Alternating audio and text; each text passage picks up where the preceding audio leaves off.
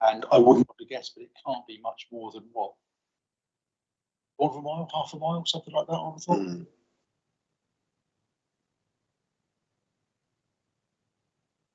I think, yeah, it depends. It's not that far. Right. But from my view, sorry, it's not that far, but in my view, in plain terms, it isn't within the village. It's still in the open countryside. Councillor Spartan. Thank you, Chair. With regard to the permission which is on the existing barn, so that's currently extant. Is that correct? That is correct. Yes. So even though, because that was granted 7th of December 2017, so if there's a 3-year condition, that would have expired 2020. I'd have to double check. I was advised. When I went through the officer report, my view was that it was saying that was extant. So I'd have to double check. Just park that one for a moment then. But with regard to the fact that if it may be extant or it may not. Let's assume that it is. Yeah. So there's a proposal here for another dwelling, which if approved, then there would be 2 extant permissions on this site, wouldn't there? Yes. Right. So we're granting 2. We've got 2 permissions now. I believe there's something within the documents, etc., with regard to the fact that the applicant would see that 2017 permission taken away. But bearing in mind that that permission has been granted, full permission has been granted on that barn. If sometime in the future, who knows? Conditions change, and maybe the place is in different ownership. Somebody comes back and says, there was full permission granted on that barn, and I want to reapply for it. We'd have a job to refuse that, would we not? I'll try to answer that question, but I may need Mr. Fairbairn to help me out on the legal niceties. It would be possible to let's make the assumption that it is extant. I'll come back to that point in a minute. But let's make the assumption that it is extant. It would be possible to enter a Section 106 agreement for the applicants to say we will no longer implement that permission. You can't use, in my view, you can't use 106 to revoke a permission, but you can use it to say we won't continue to develop any further. So on the face of it, what would be left would be, if approved, would be the one new dwelling. However, you're right, I think, in that in the future there's been nothing to stop someone making making an application to set aside, or sorry, to revoke that 106 agreement and to convert the barn to a dwelling, because the conversion of the barn to a dwelling would still be, assuming policy doesn't change, would still be in accordance with planning policy. Now, it would be within the gift of the council to refuse the application to modify the Section 106. I'd perhaps like David's comment on that, because I think that might be a challenge on the basis that you're using a 106 to take away a permission that's completely in accordance with planning policy, which you wouldn't normally do in the barn conversion. I think in terms of what the mechanism that Mr. Weimer set out is correct. And I think it would be difficult if we were faced with an application that was ultimately policy compliant to then say, well, there's a Section 106 agreement, so you can't have it. I think that would be wrong, and I think we would be on a sticky wicket, if I'm putting it in those terms, in terms of trying to do that. So I think there is the potential. I think Councillor Smurden's right. There is the potential for a second dwelling to appear on this site, even if that current extant permission. And as Mr. Weimer said, it's a question of whether it is extant. But if that was then subsequently there's another application for building on that or to convert that building, I think we'd be potentially facing two dwellings on the site. Thank you. Sorry, so in terms of whether the consent is extant or not, you're absolutely correct. It was approved in December 2017, 3-year permission. But it is quite possible that a material start has been made, which would mean it would still be extant. So I'm absolutely, it would be wrong of me to say just by looking at those dates that it's definitely not extant, because a start may well have been made, and you don't have to do an awful lot to keep in terms of operations on the ground to keep the consent alive. Chairman, in the report, it says, and not complete the conversion permission. So, I mean, I'm sure, again, I apologise. I'm sure that if Amy was here, this is a question she could answer. But looking through her report and everything that the conversation I've had with her, I have made the assumption from what she was saying that she'd looked into it and the conversion was extant. So there's, other than just looking at those pure black and white dates, I've got nothing to suggest it isn't an extant permission. I think it's reasonable to at this stage to make a decision based on that it is an extant permission. Councillor Brazil, were you next?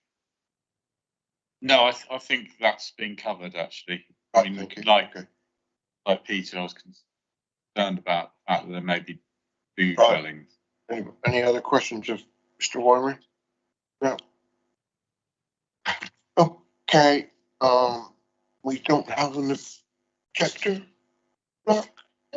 right? So I'll ask as a supporter, Mr. Mark Walker would like to come up and present his case. Once you've settled yourself down and press the put on the mic, you've got 3 minutes, okay?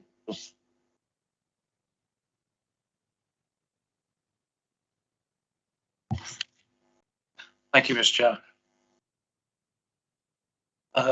We have some slides, please. If I'll stop them, I'll get them up then. Oh. It should be on the end of the presentation. So it will have gone to,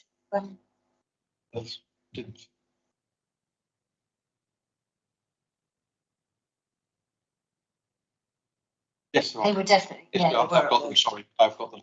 We've got them? Yeah. Right, okay. We'll, Is that the correct slide, sir? Is there a defibrillator? Yes.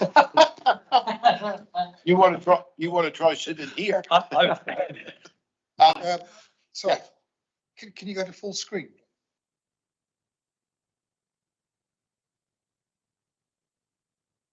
That's all right.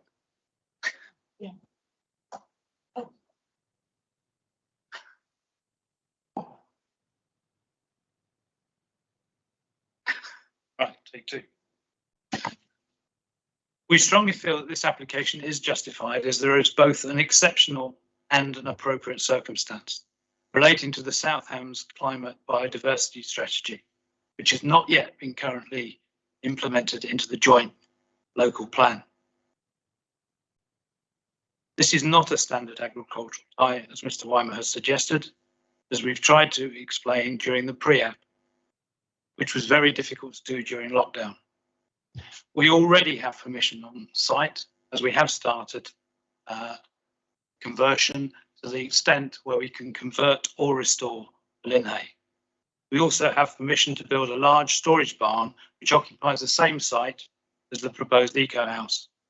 The proposal is to build a single-storey, sustainable, in the optimum location, sympathetically designed to blend into the landscape, using eco-technologies while increasing the biodiversity. Could I have slide 2, please?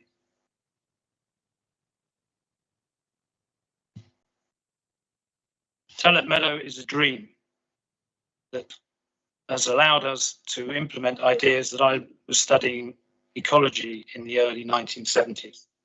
We can create new habitats of plants and insects as both birds bats, etc. will follow for the food. Also implementing the farm's 10-year business plan, which is not reflected in the report delivered to the case officer, resulting on balance to not support this application. As a member of the Dartmoor Farming in Protected Landscapes panel, I am gaining an insight into the changing agricultural policies, several of which we are already putting into practice. Not currently living on site is delaying several aspects of our plans, including the arrival of animals needed to manage the wildflower meadows. Converting Bud Lake Linhay would radically change its character, raising the south gable by over 1 metre.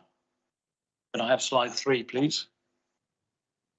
This compensates the 3-degree angle that the barn resides at.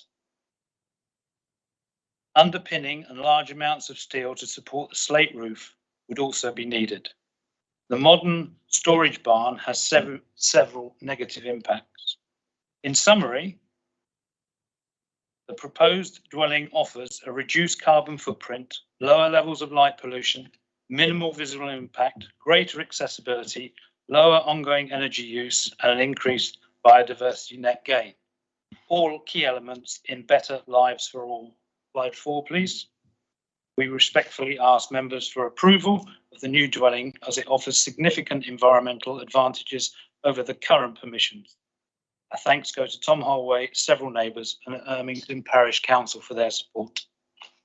Thank you very much. Members, any questions? Yes, Curtis Martin. Can you just clarify the fact that you're a member of National Park Farming and Protected Landscapes panel? Right. Okay, so I'm a member of Dartmoor National Park Authority, which appoints that panel. So where do I stand with regard to that? You'll be okay. Right, fine. Stop. Councillor Hodgson. Thank you. Yeah, I just wanted to ask specifically about the issue. I mean, I really understand the thing about, that in terms of getting residential compared to, looking at livestock. So what's your intentions with livestock? Because you're saying that you're not going to bring the livestock onto the land until you, at the moment, because presumably for security reasons, but would you just like to elaborate slightly on that? Because I know that can affect the agricultural assessment that you can have with the planning.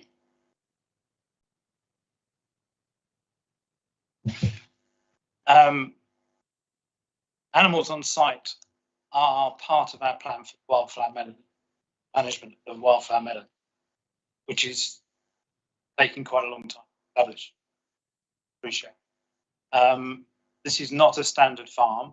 This is taking a cattle pasture, of which South Devon has many, and trying to prove that we can actually produce products, willow, hazel, hay, etc., out of this particular area. Our main aim is to produce apples for sale throughout the year by doing this in atmosphere controlled storage, which has been done nationally and internationally, but on more common varieties. The 200 apple trees and nut trees that we've planted are mostly southwest varieties. Therefore, our plan is to raise the trees because we've just planted them in succession. We're into our 3rd year of successional planting. We've then got to produce the apples. We've got to make sure which varieties we've got are suitable for the environment we have. And then we've got to do the experiments under atmosphere controlled storage to see which work when we can sell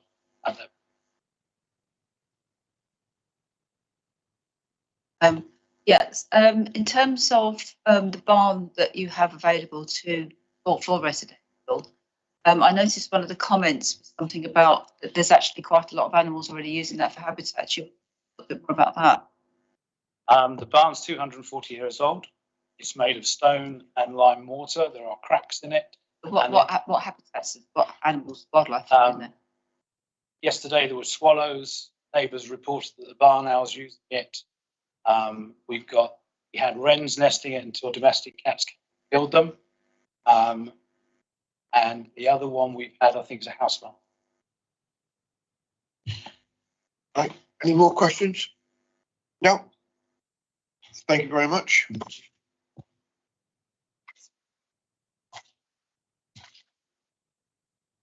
Right, we've now got the Parish Council member, Councillor Dennis Onley.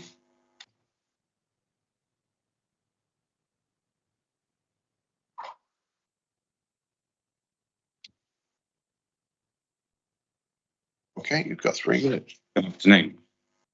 Ermington Parish Council considered this application at our January meeting and unanimously agreed is far more beneficial than the pre-existing permissions it will replace. We welcome all contributions to our discussion, invite parishioners to attend our meetings, and have consulted many. The comments recorded on the planning portal reflect wider held views and demonstrate a clear majority in support of this application. We appreciate the difficulty faced by both the applicant and officers in fitting this unique set of circumstances within the planning framework. For example, given the 2017 permission to convert the Linhay to a house, we ask you to consider that the test for whether someone needs to live on site is now irrelevant, as whichever outcome you decide, the applicant will be allowed to do so. Similarly, regarding the business plan, we believe the applicant should be congratulated for planting the trees that Mr. Weimer referenced. They look wonderful in the environment and will be an asset for many years to come. The transition from pasture to organic orchards will take several years, with several more years before the nut trees are expected to reliably crop and provide a financial return. Therefore, the suggested 3-year temporary permission and viability test will not allow sufficient time span. In 2017, Bud Lake Linhay was falling down and the former owners did not wish to keep it as an agricultural building. The new owners are now offering to restore the Linhay, and Ermington Parish Council believe we should enthusiastically seize the opportunity, as it is a fine example of a working Linhay, of which there are now so few remaining. Like many old stone barns, the Linhay is also a haven for small insects, birds and plants, which conversion to a warm insulated house would destroy. It would be much better to sympathetically renovate and enable its continued use as a functional agricultural building whilst retaining its character, open appearance and important wildlife habitat. This will then also remove the need to blight the valley with a large unsightly new barn. Finally, the large windows included in the 2017 permission would cause considerable additional light pollution, whereas the new permission will apply dark sky policy restriction. To conclude, we believe the proposals you have before you today improve upon previous permissions and include many forward-thinking, environmentally friendly ideas. They are far more aesthetically pleasing and fit better within the rural environment, whilst also satisfying more recent policy, building standards for accessibility and improved energy efficiency. The proposals embody the sort of small-scale, sustainable agricultural transition in farming practices needed to help combat climate change. Knowing the site well and having considered all viewpoints, Ermington Parish Council are firmly in favour of supporting this application and ask Development Management Committee members to approve, as this is the best outcome for Ermington. Thank you. Thank you very much. Members, anybody got any questions for the councillor? Councillor Hodgson. Chairman, as a parish council, do you consider the location of this proposed development within the envelope of the village or outside of it? It's certainly on the periphery, but we would include it. I mean, that the Two Springs, one of the objections came from, is literally over the road from it. And also there's a supporting comment on the website that immediately overlooks the site. So it's on the edge, but we would include it within the envelope if we were looking at a development. Do you have a neighbourhood plan? No, we don't. Thank you. Councillor Brazil. Thank you, Chairman, and thank you, Councillor. That was very interesting, a very interesting and informative presentation. You said right at the beginning that it will replace, and the problem that I'm seeing here is that with all goodwill in the world, it doesn't actually replace it, because we may still find ourselves in the position that permission, which we've already heard has been started, so it can be done at any time, could happen. And that's what we're really going to be struggling with. I mean, I don't know as a parish council how you'd feel if you did that and then few years later, that barn is then happened, is built as per the plans that are. I wonder if you've got any comments. I mean, you can see the sort of problem that we've got here. I don't know if you can sort of try and help us in any way, sir. I'll try to. This is a unique circumstance, and I've heard it said every planning application should be considered as a unique circumstance. In restoring the Linhay, it is already a historic asset to the village. Clearly, it would become even more so, and therefore I think it would be more difficult in future to restore it, to convert it rather to a residential dwelling. It doesn't really fit the purpose. If you look at the conversion that was agreed, and now look at current policy in terms of fitting living space into that envelope of the building. In terms of a design, the shell is fixed.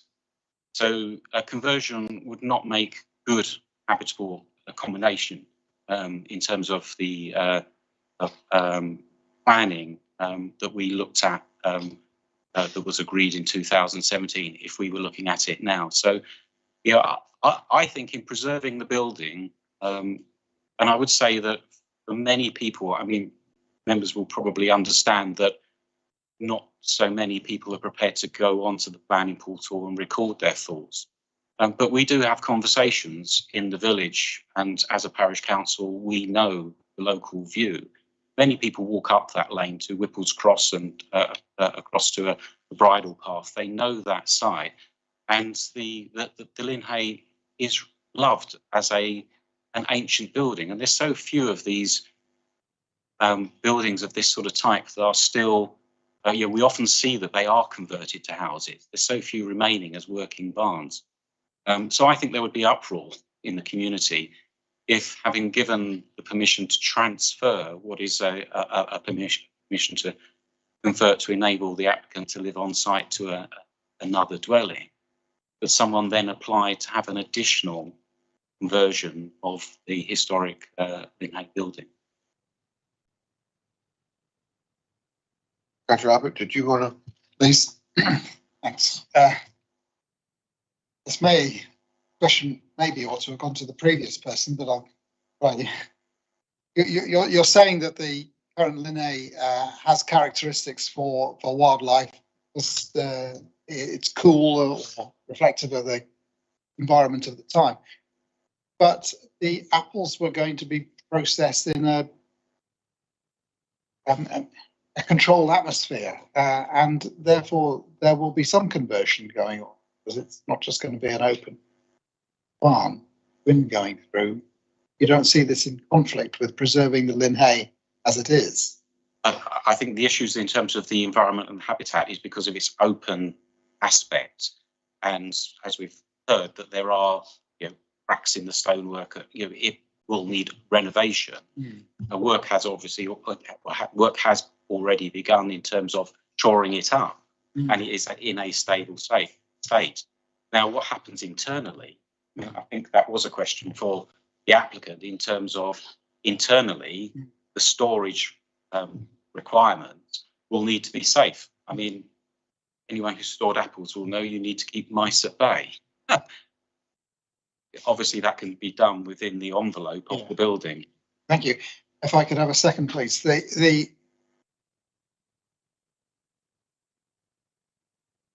No brain at all.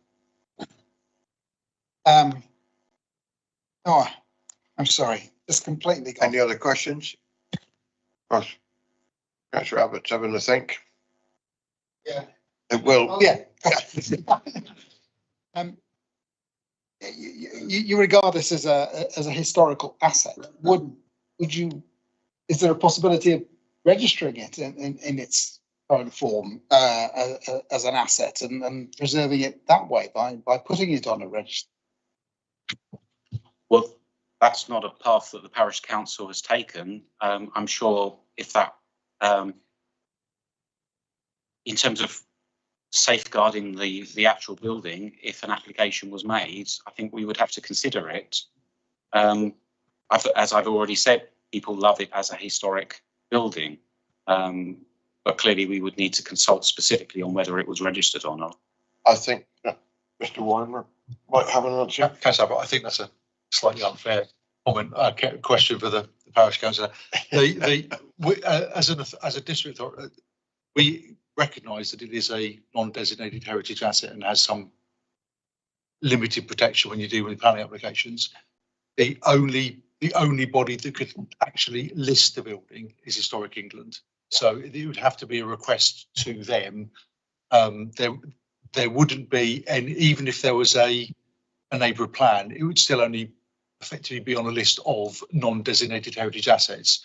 So I don't think there's anything that either the parish or the applicants could do to get it any more preserved, other than contacting Historic England and asking for it to be formally listed. That's the only real level of protection that could be done. Right, thank you. Any more? Yeah, Councillor Reid.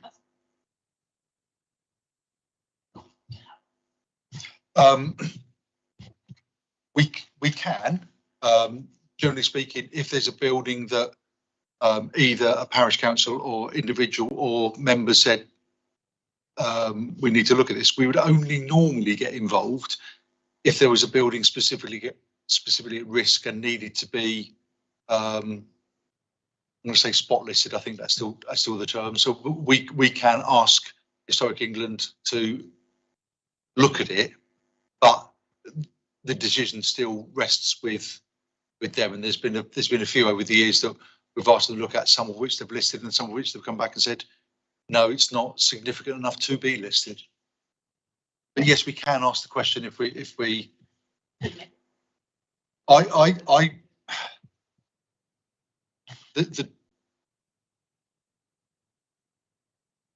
There would be there potentially would be some significant unintended consequences from if members took that view, because I think what's being said is that the building could be works could continue on it to be preserved along as it was. If we listed it, or if we got listed, any works to that building would then need listed building consent, and that might actually then stifle what the applicant's trying to do. And I don't think that's what.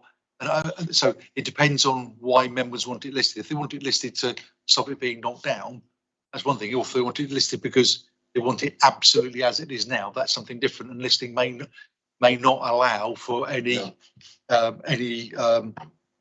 involvement. But listed would stop it from being developed in the future, possibly. Would it? I don't. There are lots of examples. There are lots of examples of listed barns that have been converted to the dwellings. If anything, it possibly strengthens the case for a conversion, because the guidance is to have a listed building. A listed building needs to have a functioning use that pays for its upkeep. Quite often that is used as an argument to convert it. So if it was listed, I don't believe that would strengthen the case for preventing a residential conversion, if that's the concern. Thank you, Councillor Purcell. Okay, all right, okay. No further questions. Thank you, sir. Thank you. Right. One.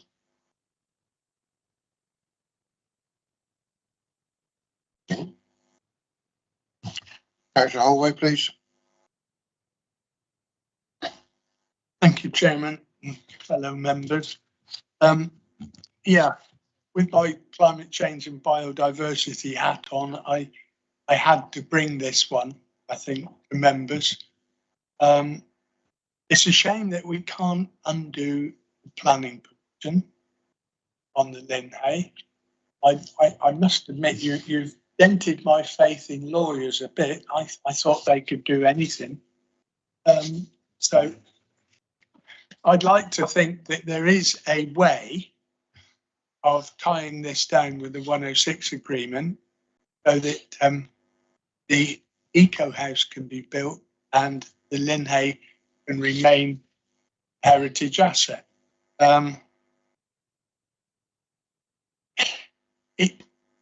The trouble is that I know Mr. Weimer said that by converting it to a dwelling, it might be better looked after. But the problem is it'll end up being sanitised. It'll have some big windows. It'll look like a dwelling. It might have been a barn once upon a time.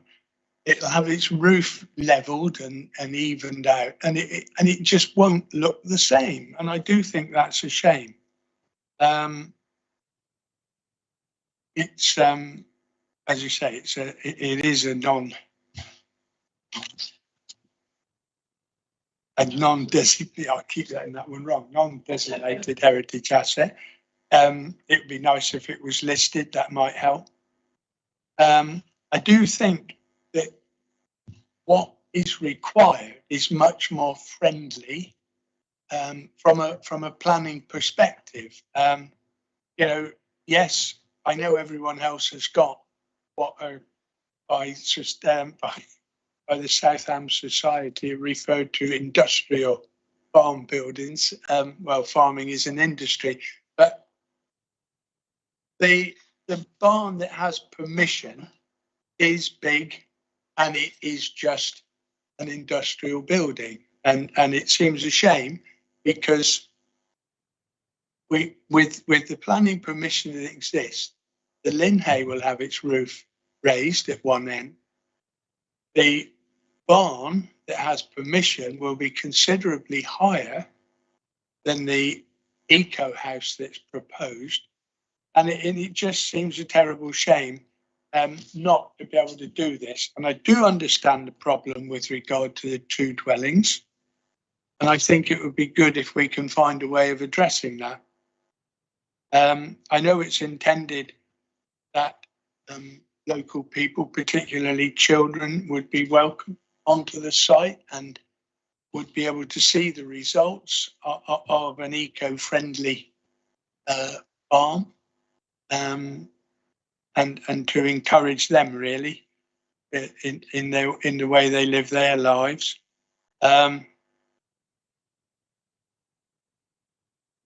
Really, should members approve it? Yes, I would be happy to, I would make a plea really that it be conditional on sorting out and getting rid of the planning permission on the Linhay through some device or another. And I cannot believe there's no device that could be used to stop that planning permission and to go back to the Linhay being a barn and to have an eco house.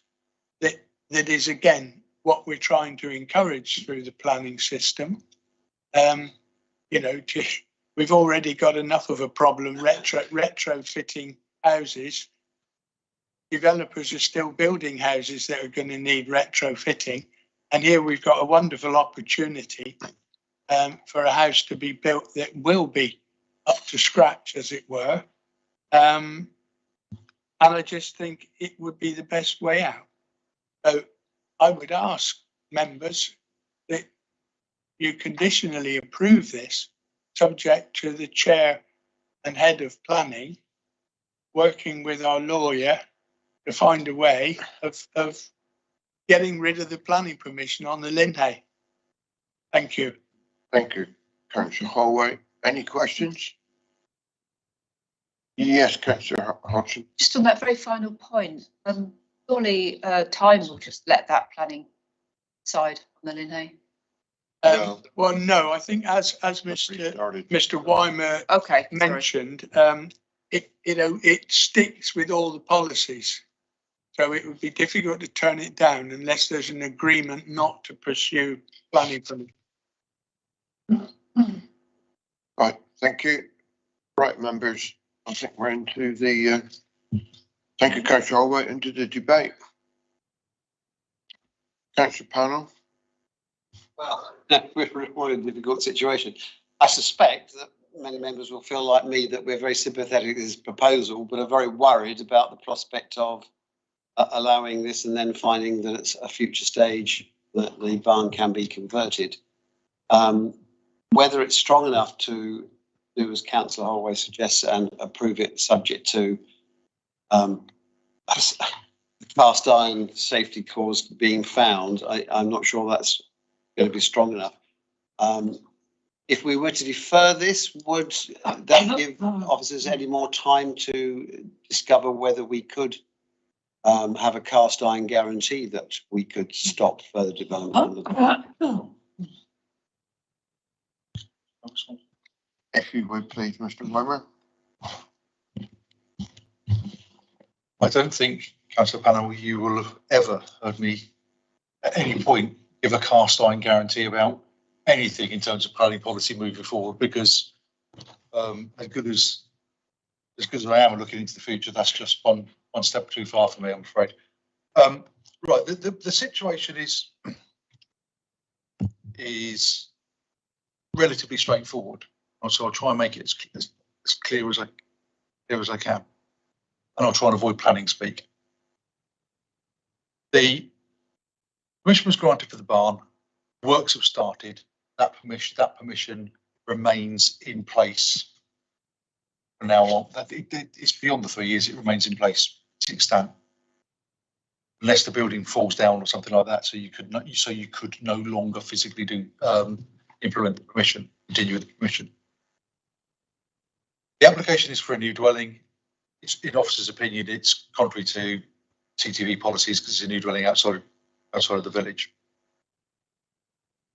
I think you're trying to look at a way of saying, well, is it acceptable as a replacement dwelling because we've already accepted a residential use on the site, albeit through the conversion of a barn? And I think you're talking about exceptional circumstances in terms of what's in front of us in terms of its, for a better phrase, eco credibility and biodiversity. We could have another 3 or 4 months and we still wouldn't come to any more advice, because the advice is quite clear. Yes, there could be a Section 106 agreement, and that Section 106 agreement could say that would bite that the works to convert the barn to residential shall no longer continue. It has to be retained in its existing use. We could also add things like the building, the Linnae shouldn't be occupied for any residential purpose or ancillary residential use. So it's not, that becomes a games room or a storeroom or additional bedroom, whatever, without being a dwelling. And I would also argue potentially that because that it's probably not sold off separately, because if sold off separately is more likely to come back in. So yes, that control could be there. That Section 106 agreement could be there. My nervousness, and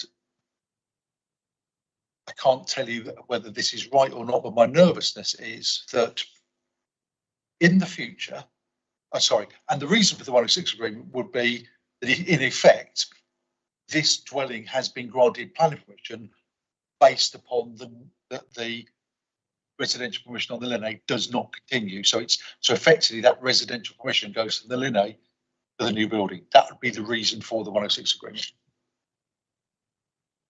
There's nothing to stop, and before I say this, I am not passing any allegations. This is what the current applicants are thinking of doing. I'm absolutely certain that what they're saying their intentions are their intentions, but with the best will in the world, buildings will tend to be there longer than the people are. So I need to look into a future beyond that. There is nothing to stop somebody making an application to modify that Section 106 agreement to allow the conversion of the building to a dwelling again in the future. Current planning policy would support the conversion of that building to a dwelling, as I suspect would future policy. Again, looking in the future a bit, but I suspect it would say the same. What I don't know is how an inspector would look at a 106 agreement that effectively prevents the conversion of a building when that conversion in itself is in accordance with planning policy. So yes, we can put that in. Is it a cast iron guarantee? Absolutely not. I genuinely don't know whether the council would be able to defend a refusal to modify the 106 agreement simply because we're trying to stop development that isn't contrary to, that is in accordance with current planning policy. That's that's about the best I can say. So I appreciate your dilemma. I genuinely don't know how an inspector would view that going forward. So that's why we are hesitant about how certain we could be in terms of making sure it's only one dwelling there. Thank you. Councillor Hodgson, yeah. Thank you, Chairman. I understand the concerns about what could happen to the Linné, but you know, we were always told to decide on what's here before us today. We can't anticipate the future. I mean, if somebody said to me 10 years ago that the whole of the centre of Dartington is going to turn into an urban area, I'd have said, I just can't imagine that possibly happening. So, you know, we never know, but I think, you know, I think there's very good reason to hear what the parish council says and the clear intentions, as far as I'm concerned, from the applicant, that this isn't about overdeveloping that site. It's actually about sustainable development of that site, somewhat different to what our planning policies actually support.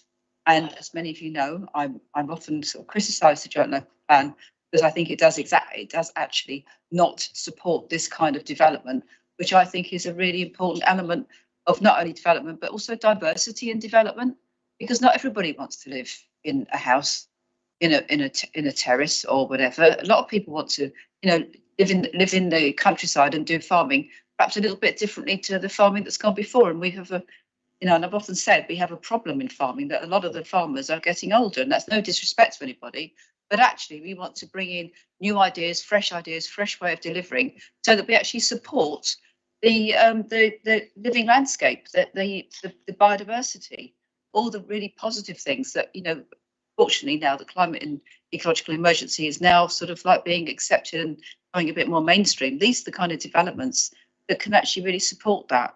And I think it's really important that we actually approve this, and I would actually move approval against offers the recommendation of refusal. Thank you, Councillor Hodgson. Councillor Abbott. Thank you. I'd like to try a slightly different approach. Can I see the plan, please?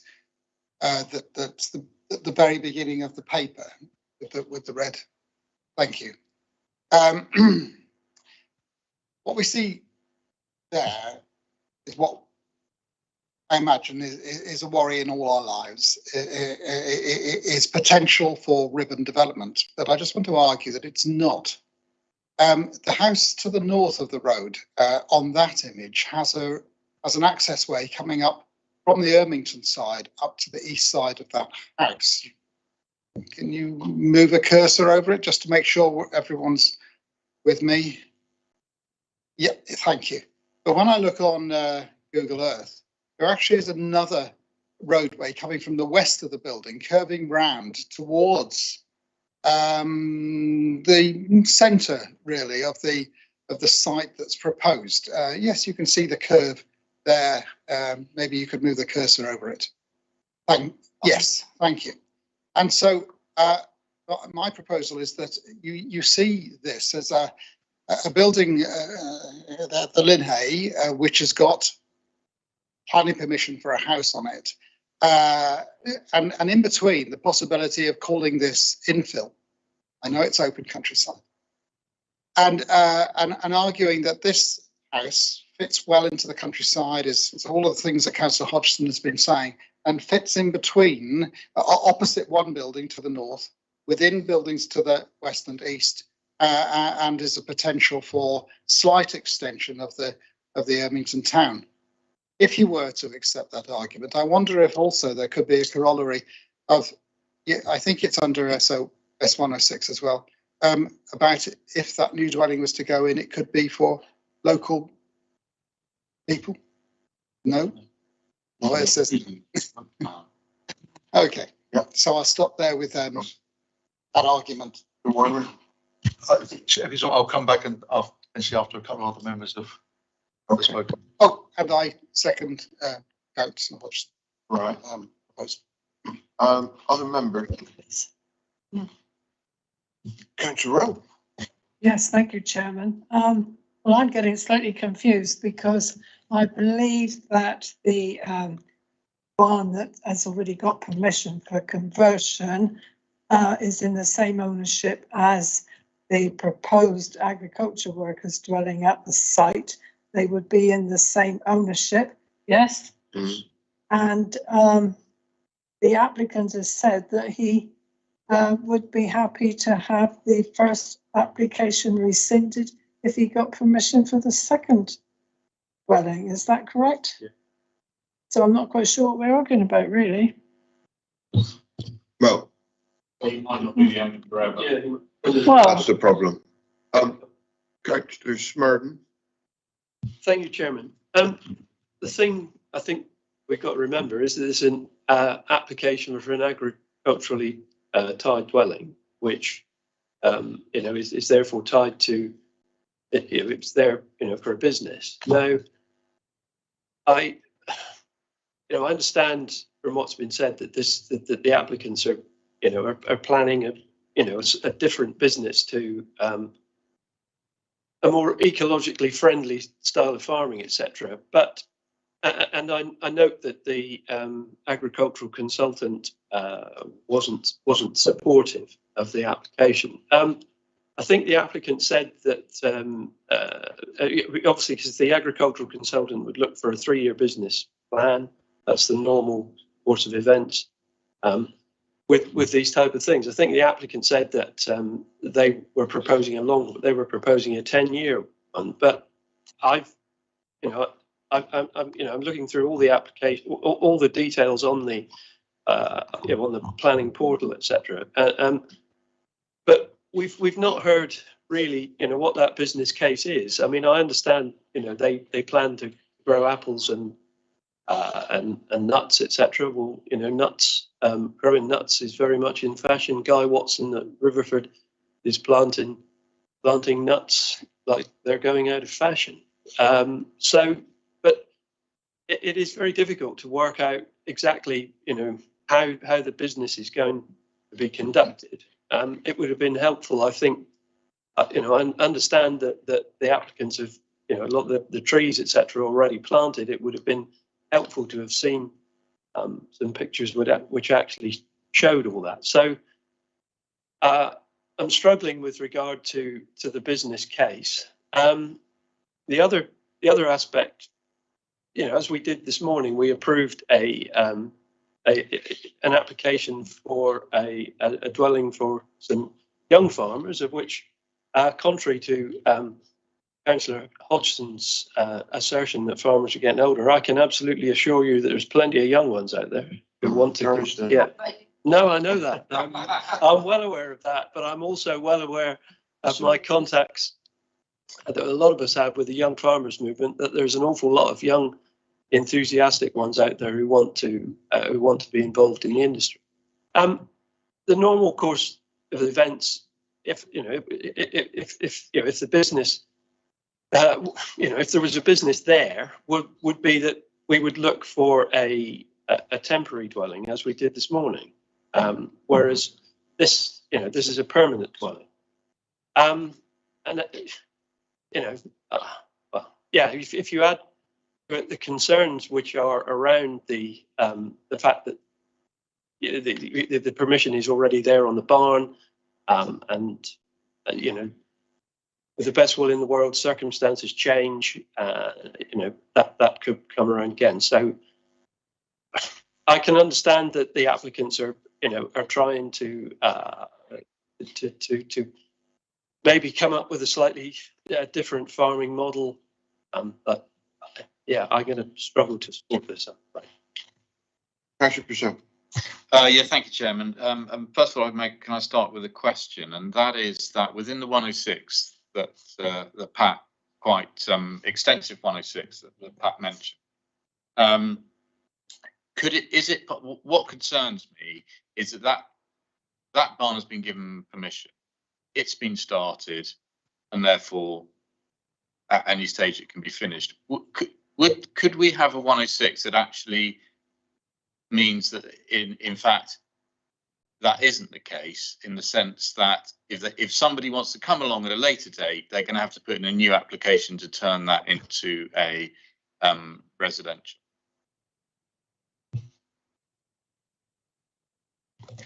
Yeah, I don't think we can actually revoke the planning permission other than going through formal processes in the 1990 Act.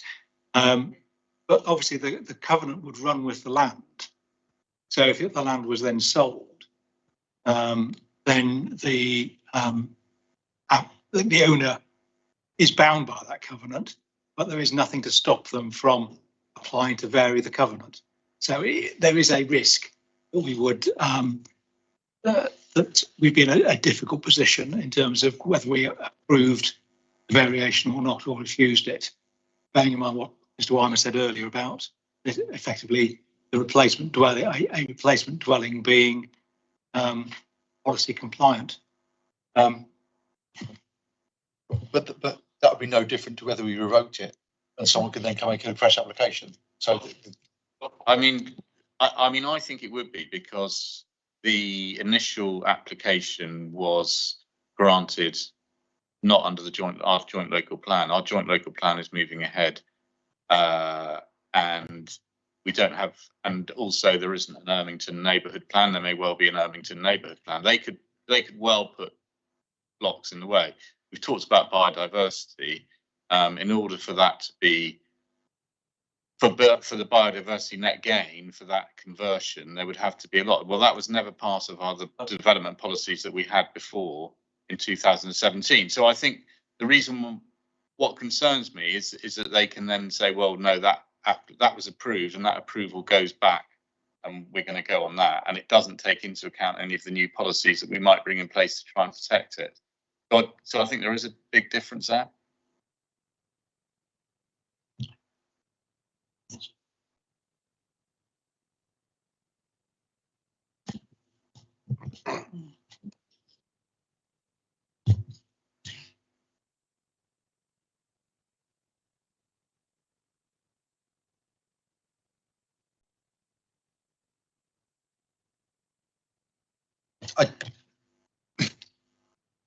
we don't think legally you can formally revoke a permission through a 106 agreement, because there's a specific process you have to go through under the Act to revoke a permission. What the 106 agreement would clearly say is that I don't know the extent of works that are being done. If there are any works that are being done that are appropriate for a residential use but inappropriate for a non-residential agricultural use, and I'd need to have a further conversation with find out what's we know. We could potentially say those works should be undone, then no further works taken to implement the permission. I'm not talking about any works that have been made to make the building structurally sound, obviously, but if any sort of domestic windows or doors or anything like that have been put in that wouldn't then be appropriate for an agricultural use, I suspect the majority of the works have been done have just been to stabilise the building and to implement. So I suspect there aren't. This is an academic discussion rather than in reality, but the 106 could certainly say not to proceed. I think David's still thinking about that. If I can come back to something that Councillor Abbott said, I would really advise against going down a line that this is within the village, because there are so many other parcels of land like this. If you said this was in the village, then I think that would be opening a rather large can of worms. What I will point members to, feeling how this is going, is for those of you who've got joint local plans with you, obviously TTV 29, bullet point 4, from an officer's point of view, I think this is a bit of a stretch, but that policy is specifically to do with replacement dwellings in the countryside. So if you are looking at, as I suppose, I take your point that what's in front of us is for an agricultural dwelling, but it's not really the normal course of events because there's already an unfettered residential use on the site. So I don't think we're looking at it in terms of this is the first dwelling on the site, so therefore we just focus and silo around that agricultural element. I think we need to look at this in the round. So that's to do with the replacement dwellings in the countryside. And there's a proposals to extend or replace existing dwellings in the countryside will be permitted, provided. Now, it's a stretch in a number of ways. One, it's not a residential dwelling yet, but realistically, permission's been implemented, so I don't see a problem with that.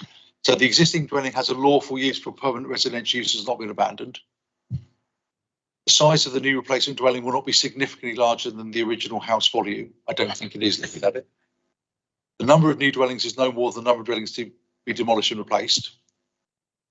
Doesn't really apply.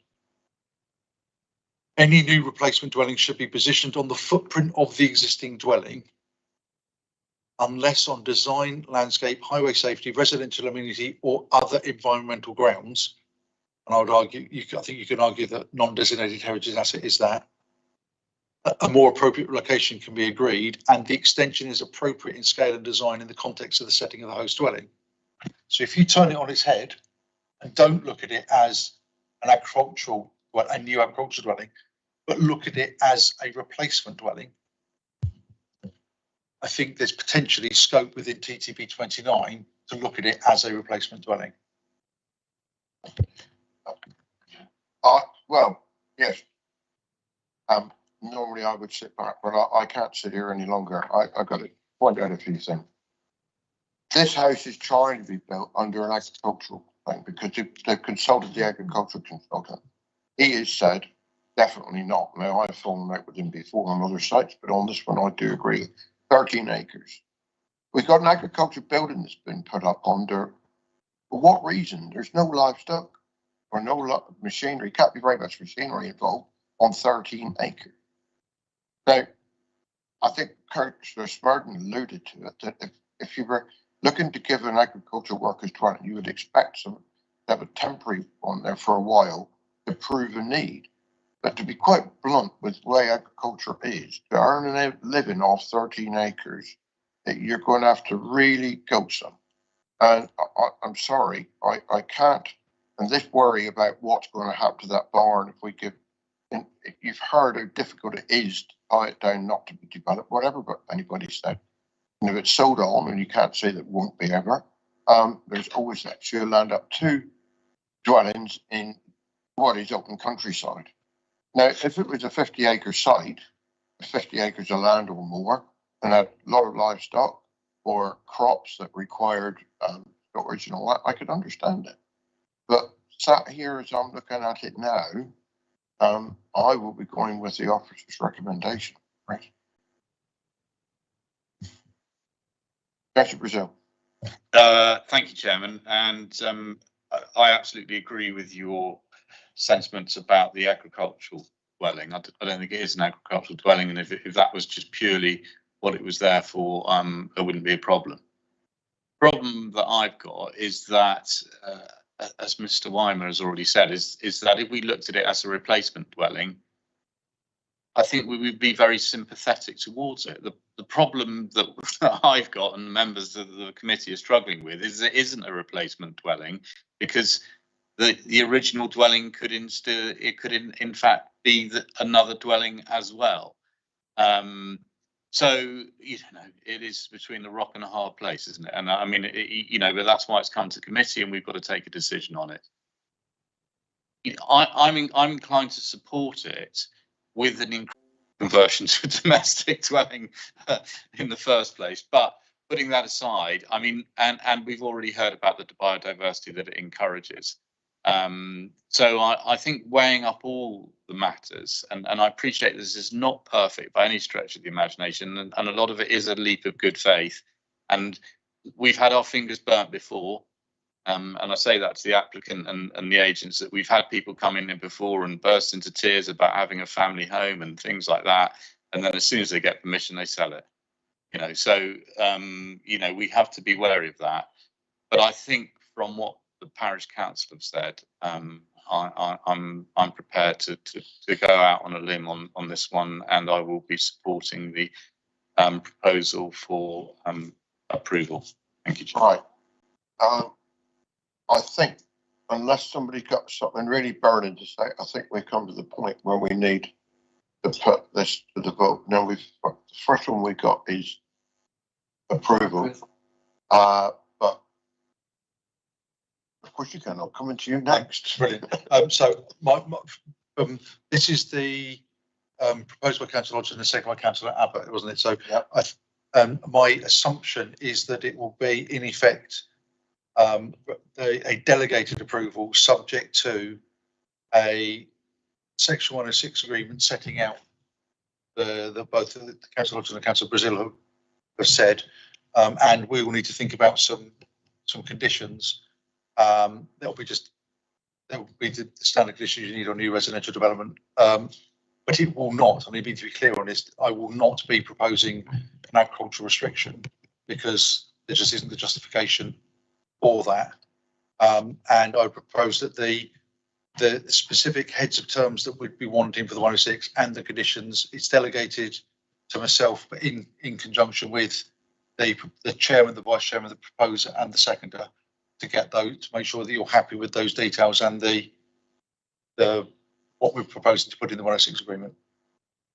And that would be around, as I said earlier, I'm not going to repeat it exactly as I said earlier on. Okay, right. No, because I think because my belief is members are effectively looking at this as a replacement dwelling, and the dwelling that's being replaced has not got an agricultural restriction. And as I think both yourself and Councillor Foss alluded to, as it stands at the moment, there is not a functional need for a dwelling on that holding. And if there's no need, it'd be completely inappropriate for us to put an agricultural workers condition on there if we're saying there's no, it doesn't stack up from need. Right. Yeah. The development or the reasoning behind it, or the wording of the application of development agricultural workers dwelling. And that's what I assume. So what you're saying is that is not what the application is.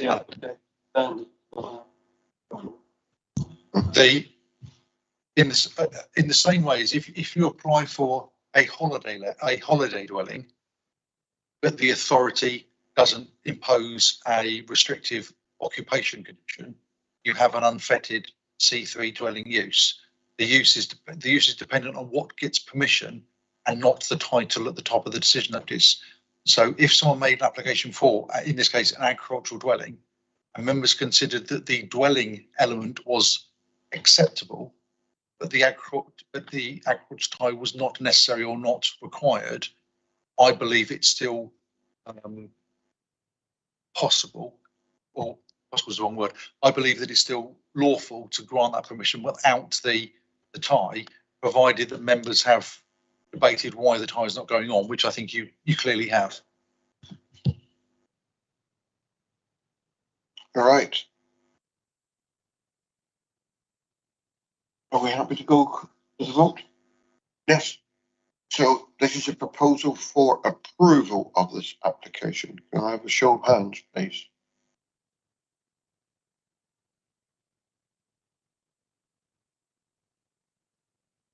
Thank you. Those against?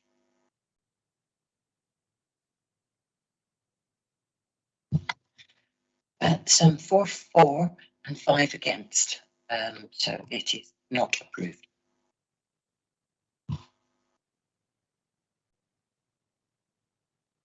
So as I said, do we have to go for an approval now then? Or is it? No, you've just lost approval. Yeah.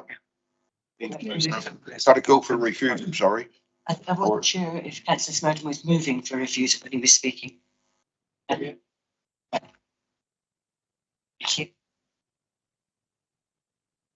Okay, so, yeah. As per officer's recommendation.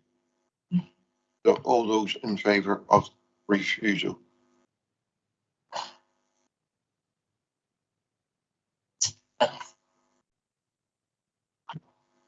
Those against refusal? Right.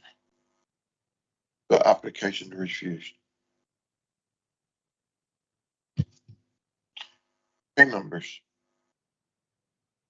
Have we come to the end of the day, Clark? Or have we got? We need to do the Features. Invoice. Oh, from the, yeah, okay. Oh, you have Which to will go carry back. forward from. We'll have to go back to the other, Yes. um.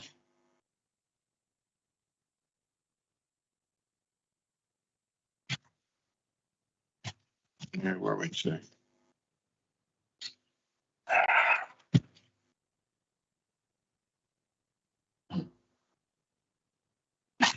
Sure. Those out, they'll be on the agenda for the. Well, is this still on here or not? I'll start appeals anyway. Yeah, start appeals, please. Okay, members, I'll Members, I'll quickly go through the appeals list that was on the agenda for last week. There was a dismissed appeal for works for a TPO tree at Kingston. The inspector said that the tree makes a positive contribution to the character and appearance of the area. The works were a moderate. I do like the way landscape officers, a moderate harmful effect. And none of the factors submitted by the applicant were sufficient justification for the proposed works. There was application, Cross House, Mill Hill, Stoke Gabriel, change of use of a private dwelling into two dwellings. The main issue is whether the future occupiers of the proposed unit 2 would have adequate living conditions, particularly with regard to outdoor amenity space and internal living space. He considered that the inspector considered the internal living space was okay, but the level of outdoor amenity space was well below the SPD. I mean, significantly below the SPD, and therefore the application was unsuccessful and the appeal was dismissed. The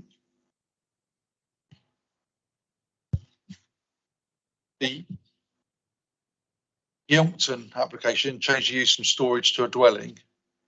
The inspector considered the main issue is whether the proposal was in a suitable location for housing. Now, I perhaps need to go back a stage here. The B8 use of the site, so storage and distribution of the site, isn't what you would normally expect in terms of a nice big or medium-sized agricultural shed where trucks come in and out and store things and distribute them out and about.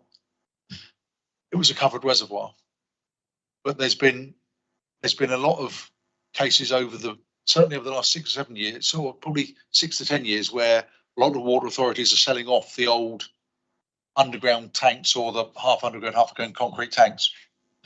And the case story is that, yes, they are B8 uses because they store and distribute water, albeit automatically. So I think there's an argument to say, no, they weren't, they just plant, but they are, quite a lot of them is really, I mean, I can recall going into one in Cornwall. It was absolutely massive. It was about 3 times the size of my house. It went down about 3 floors.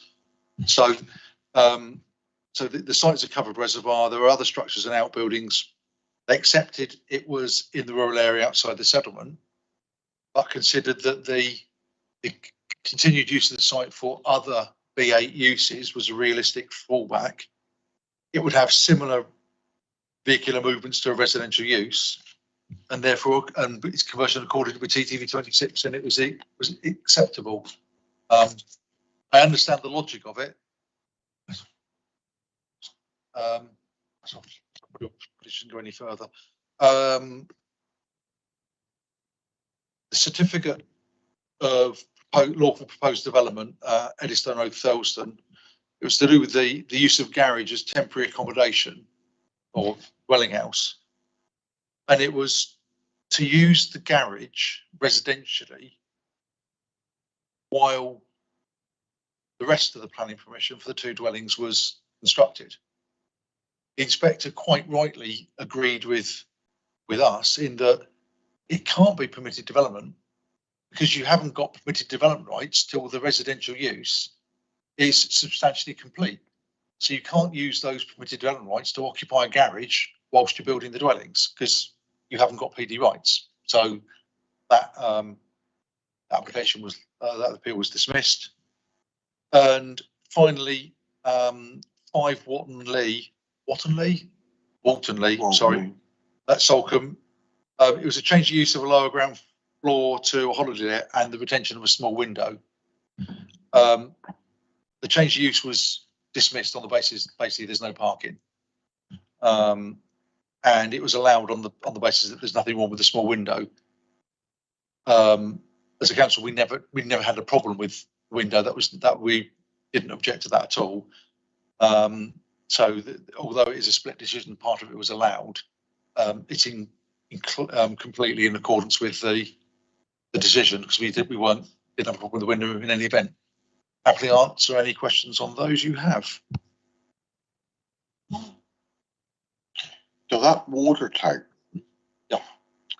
We have got at the moment enforcement involved with another one that's been messed around with. Would that change the view on that one? I think it too. In fact, one in Council Brazil's patch, there's a big water tank. Yeah, no, that's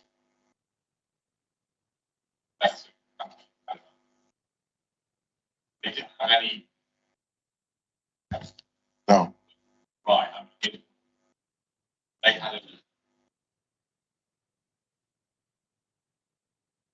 Yeah, they'd already they'd been using it for BAU, so Something. Yeah. Something else, so that's about that.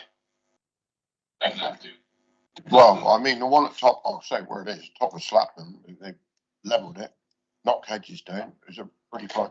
I think, I don't know, they put a stop notice on it, not that bad there, but I mean, what's going on there is just about appalling. Right up the top of the AOMB, top of the hill. Major report?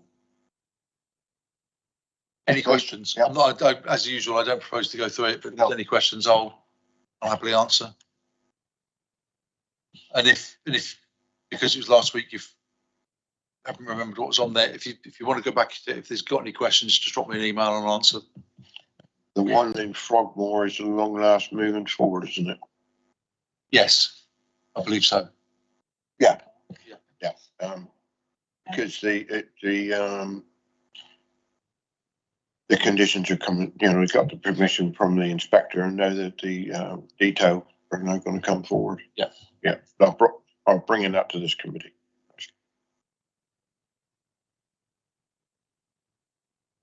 Anybody else? No?